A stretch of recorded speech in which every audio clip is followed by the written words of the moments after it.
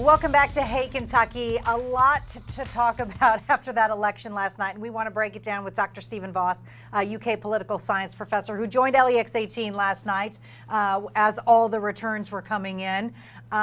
You said you were not surprised. I was surprised by the turnout, so much higher than what was predicted, and that ended up really helping Andy Beshear.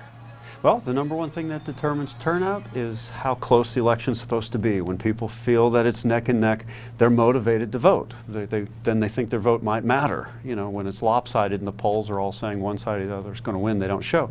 Well, we didn't have a lot of independent polling, but the last one from Mason-Dixon showed a dead heat, and that gets people to the polls. So now we are referring to him as Governor-elect Andy Beshear, but this really isn't totally over yet. So current Governor Matt Bevin has asked for a recanvass. That'll be done next week.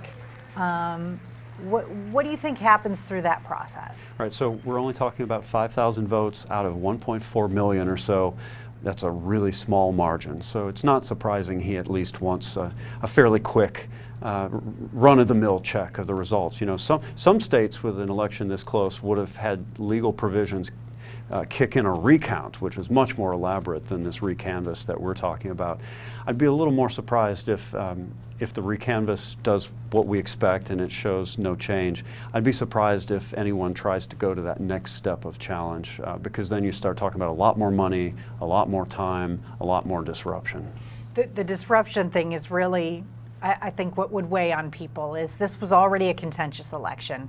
If now we have to spend the next month or two debating who the next governor is going to be, again, continuing on down that path. I just think that's not good for the state of Kentucky. But it didn't appear as though Matt Bevin wanted to concede just yet. No, if the governor's election gets kicked into the state legislature and it looks as though we're going to act like a parliamentary system and the legislative branch is going to weigh in on who becomes the executive, that can cause a real political crisis.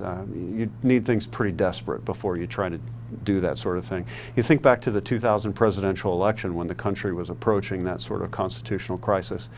The courts weighed in and said, no, we're settling this now before it gets uglier.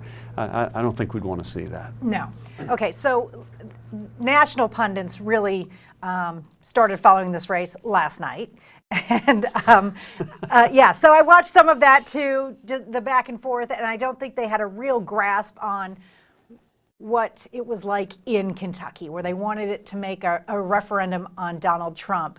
And I don't think it was so much that because Republicans did so well elsewhere. Daniel Cameron defeated Greg Stumbo by a large margin. I've given 6 national news interviews just today. Reporters I hadn't spoken to before the election. Look at you, results. Celebrity. Well, I mean, it happens when it's Kentucky. It's like once every 3 years. A lot of the interviews, and what most of them have wanted to know is, okay, was this a bellwether for Trump in 2020? Well, with the few interviews I gave before the election, I was saying, no, this electorate's not like the national electorate. We're not like the places where Trump's fate is likely to be determined in a presidential contest.